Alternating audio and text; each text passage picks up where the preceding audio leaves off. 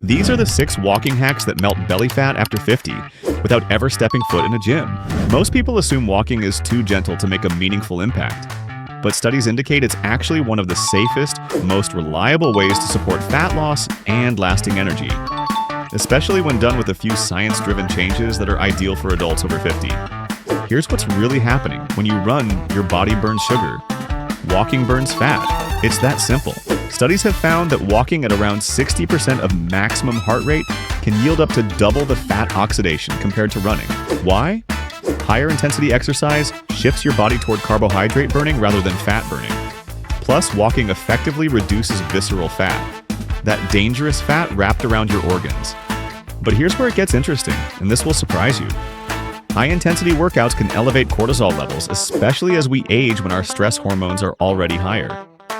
This promotes belly fat storage. I know that sounds backwards. You've read every fitness magazine tell you to work harder, sweat more, and push through the pain. They're missing the bigger picture. Your body at 50 isn't the same machine it was at 30. Recovery takes longer. And when you spike those stress hormones with intense exercise, your body responds by storing fat around your midsection as a protective mechanism. Walking does the opposite.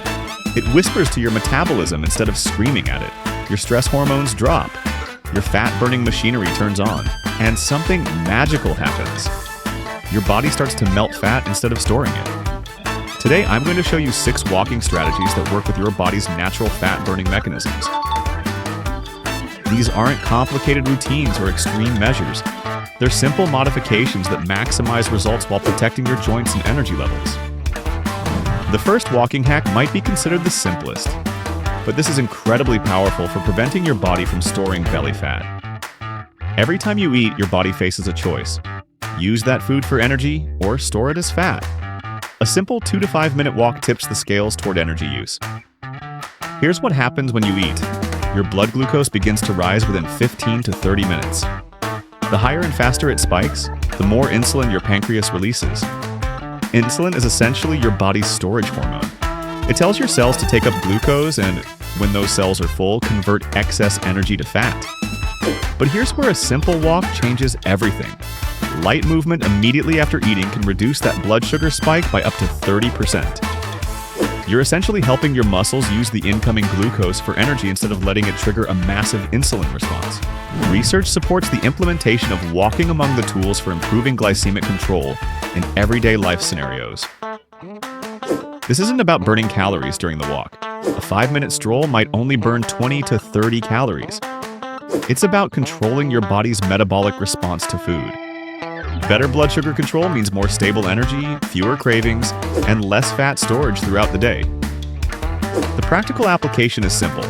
Within 30 minutes of finishing any meal, take a 2 to 5 minute walk. No speed walking, no hills, no fancy techniques. Just move. If you're at work, walk to the water cooler and back a few times. At home, walk around your yard or up and down your stairs. These post-meal walks are a simple trick to keep blood sugar steady and prevent excess fat storage. But there's another powerful window for walking that can set the tone for your entire day before you even take your first bite of food. The second hack is walking before your first meal. This isn't just about timing, it's about leveraging your body's natural hormonal state. When you wake up, you're in a natural fasted state that's been building for 8 to 12 hours. Your insulin levels are at rock bottom, your liver glycogen stores are depleted, and your body has no choice but to burn fat for fuel. This is your golden window. Harvard Health explains that overnight fasting of at least 16 hours allows blood sugar and insulin levels to decrease, so that fat stores can be used for energy. This makes physiologic and logical sense. Our bodies can't burn fat if we keep filling it with fuel. A 2024 network meta-analysis evaluated multiple randomized controlled trials investigating the effects of intermittent fasting combined with exercise on weight loss. This analysis included 9 trials with 570 participants and compared 12 different interventions. Among the strategies studied, alternate day fasting plus moderate intensity continuous training is the most effective strategy for reducing body weight, and it is also the best approach for improving fat mass. Here's exactly what to do.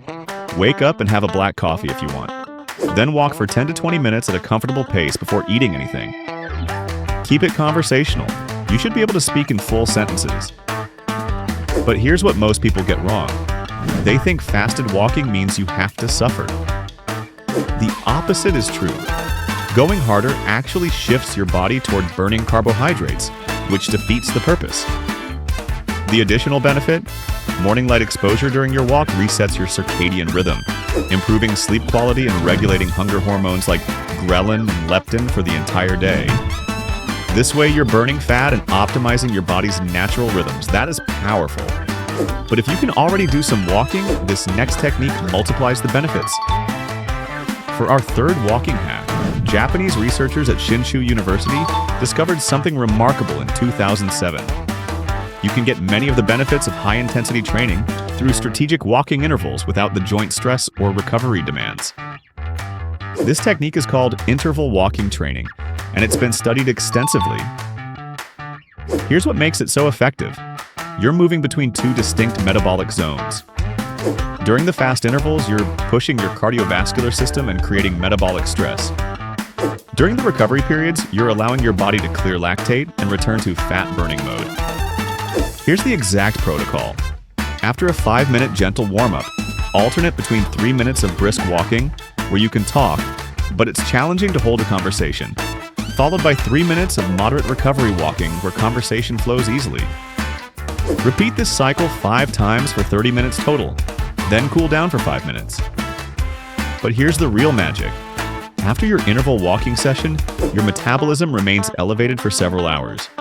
This afterburn can last up to around 12 to 16 hours, helping you burn additional calories as you rest. The technique is also effective for managing blood sugar. Researchers compared interval walking training versus continuous walking and no exercise in patients with type 2 diabetes over 4 months. Results showed mean and maximum CGM glucose levels decreased in the interval walking group. For people over 50, this blood sugar connection is important especially for those whose insulin sensitivity is declining, making us more prone to blood sugar spikes and belly fat accumulation. The fourth hack is the foundation that makes every other technique work better, yet most people completely ignore it. Zone 2 is your aerobic phase, the intensity where your body burns the highest percentage of fat for fuel while building the metabolic machinery to get better at it. Here's why Zone 2 matters. Research shows that the relationship between exercise intensity and fat oxidation is generally parabolic, with fat oxidation initially increasing with exercise intensity before declining at high work rates. You burn more total calories at higher intensities, but a lower percentage comes from fat. The talk test is your simple gauge.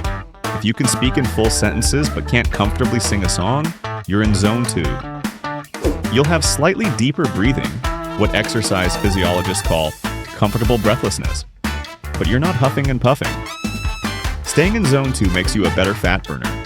It increases the number and size of your mitochondria, those cellular powerhouses that produce energy. More mitochondria means greater capacity to burn fat. It also boosts the enzymes responsible for fat metabolism by up to 30%, essentially teaching your body to prefer fat as fuel. Zone 2 training also improves something called metabolic flexibility, your body's ability to switch between burning carbs and fat based on availability and demand. People with good metabolic flexibility maintain stable energy levels, have fewer cravings, and find it easier to maintain a healthy weight. Use Zone 2 as your baseline for fasted walks and recovery periods during intervals. Professional endurance athletes spend 80% of their training time in this zone because it builds the aerobic foundation that supports everything else. The fifth walking hack is a simple way to dramatically increase your belly fat burning without walking a single step further. Go uphill. Incline walking forces your body to tap directly into visceral fat stores, that dangerous fat wrapped around your organs like sludge.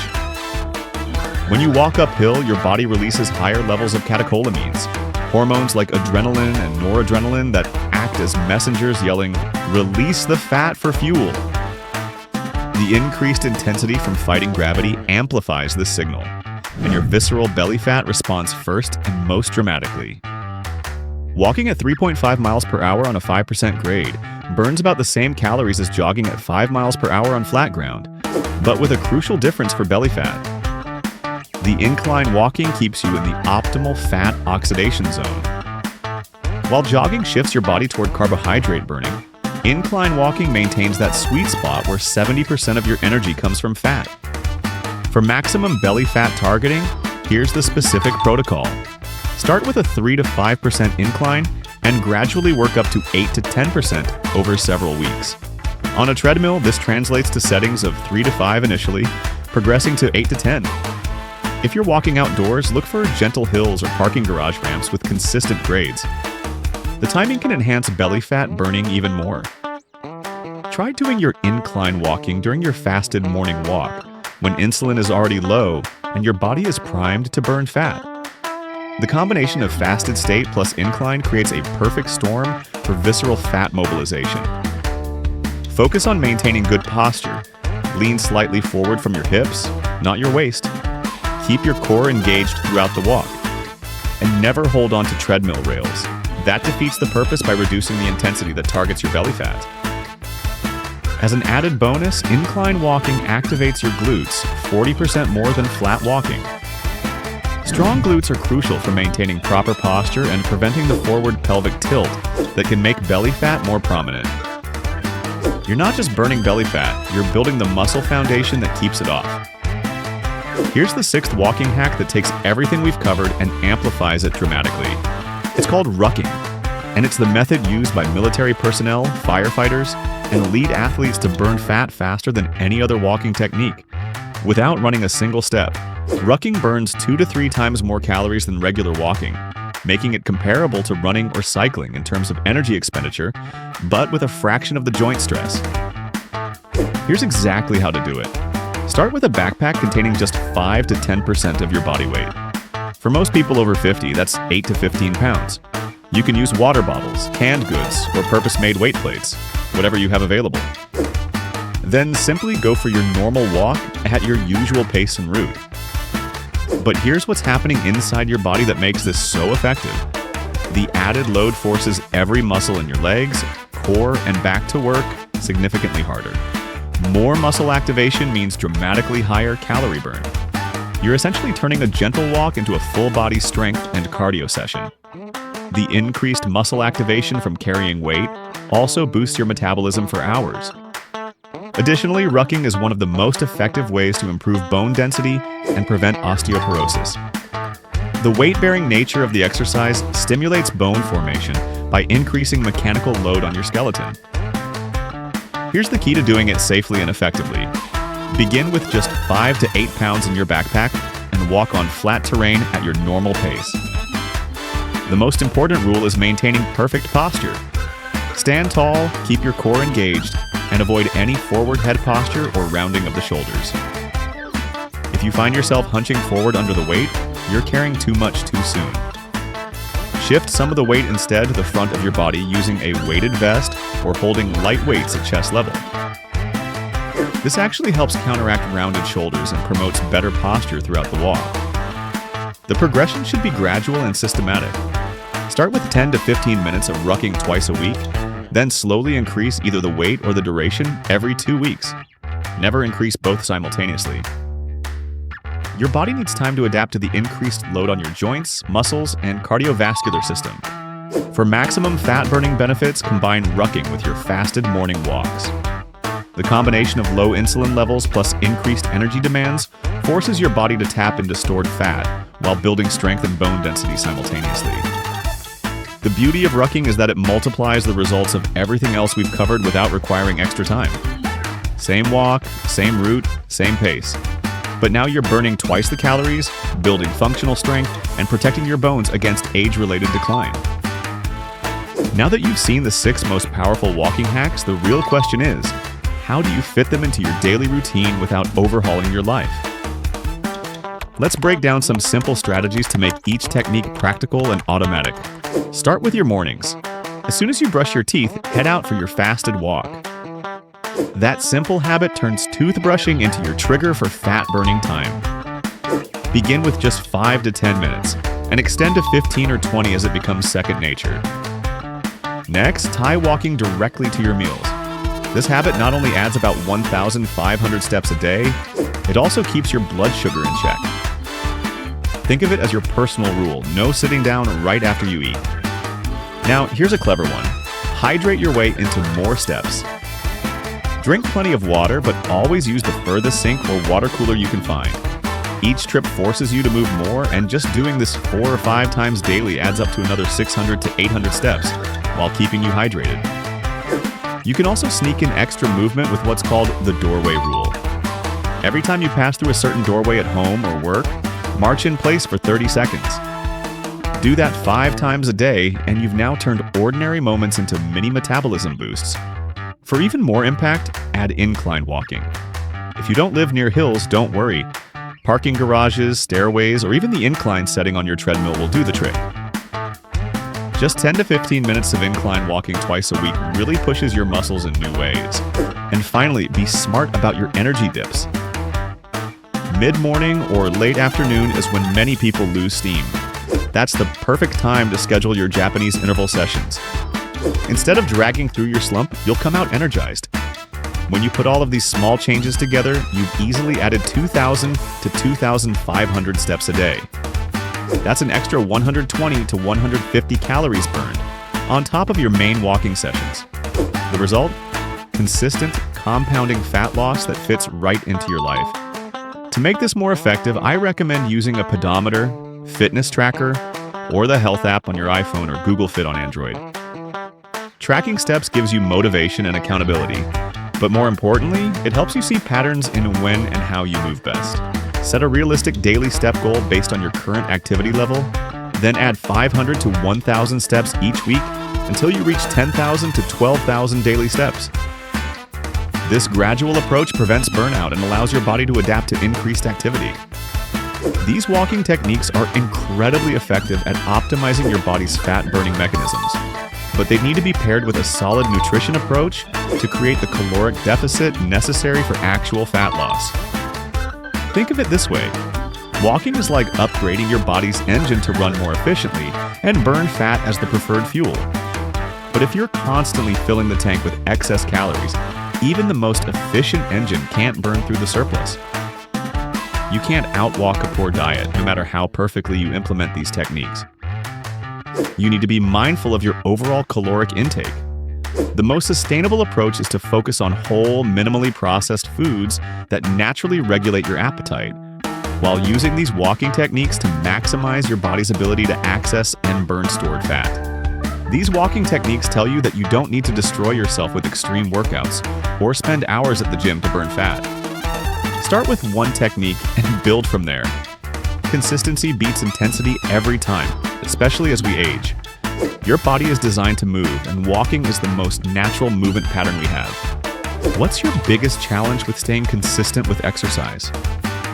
Let me know in the comments below. I always read everyone, and your experience might help someone else take that first step. If this has helped you understand how to turn walking into a powerful fat loss tool, subscribe to our channel. More videos are on the way.